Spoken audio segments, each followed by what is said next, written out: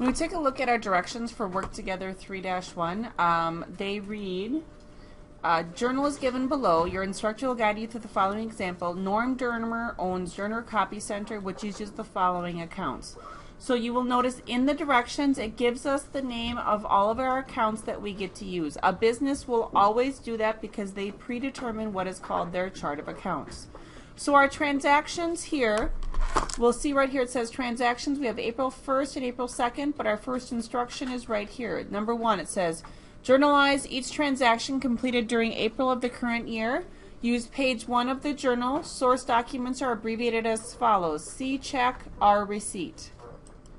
So, again, we already talked about the journal earlier. So what we need to do on the left-hand side is we're going to fill in the date, which is going to be April, and we're going to do APR as a shortcut for April.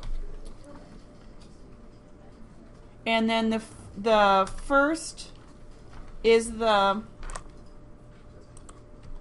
first transaction. You will find moving across in this journal, the easiest way to move to your next box is going to be to hit enter, because enter will move you all the way across on your page. So when I read that transaction, receive cash from owner as an investment. Seth, what 2 accounts are being affected?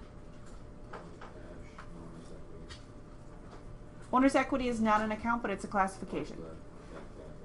I'm sorry, say it again? Thank you, Seth. So, Seth, is there a special column for cash?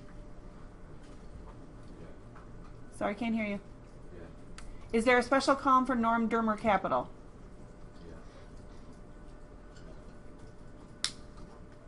Which one? No. So there is no column over here that says Norm Dermer Capital on the top. Because of that, that's what we're going to write under the account title. Norm Dermer Capital. We always move in our journal from left to right. Okay? Never ever go through and fill in all the account titles to begin with. We always move left to right, because I will tell you that will be something will get you interrupted and you will not know where you left off, and it will be a big hassle to figure out where you left off, and you will lose lots of points. So make sure you fill in the journal the way that I am teaching you right now. Okay? So I started on the left hand side for date, then I did our account title, and then we have to do our doc number. And when we look at the end of the transaction, it says R1. So that's really what I'm going to put there is R1. R stands for receipt. 1 means this is the first receipt of the business.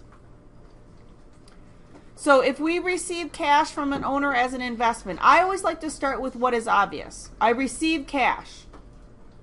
Okay, so cash is an asset. Assets has a debit normal balance. So therefore cash has to be debited. So when I do the money portion, I always start with what I know. I know cash has to go up. So I'm going to go under the cash column and I'm going to debit cash $1,500.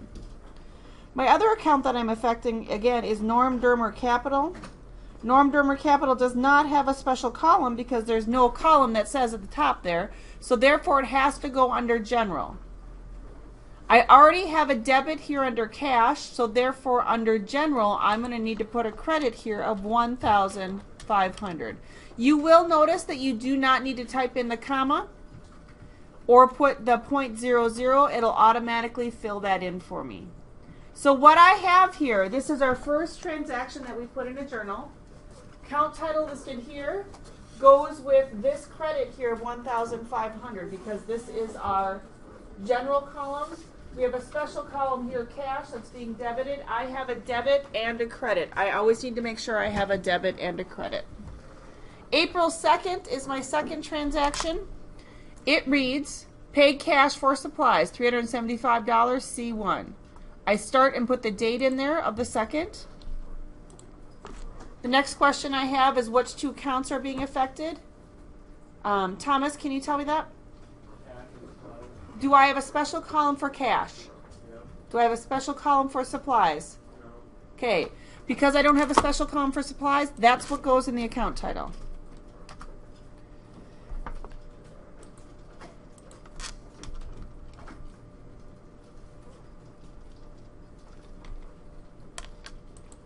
Make sure the account title is supplies, not supplies store, not supplies office, not supplies expense.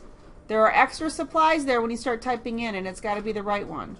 My source document is C1. C stands for check.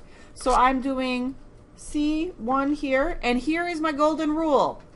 Your source document is a C. Cash has to be credited. C check, C cash, C credit. Always, always, always. So I'm going to credit cash $375. Because we just said if your source document's a check, you have to do it that way. So then I just got to figure out what's going to be debited. So Clayton, where am I going to put a debit here? General, yes. Because I'm not going to debit and credit cash in the same transaction. That would not make sense. So I'm going to do a general debit of $375. I'm going to check my answer. Woohoo! Perfect. Anyone else perfect? Nice, Isaac. Isaac's got a perfect going. I like that. Hopefully you can try her on your own.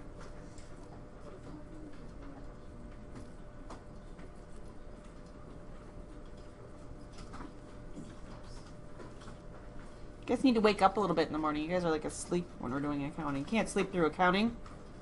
Accounting is life, right, Ellie? She's not even listening to me. Ellie. Ellie. Accounting is life, right? True that. See? They're all sleepy-headed on me. Oh, that's painful. I feel your pain.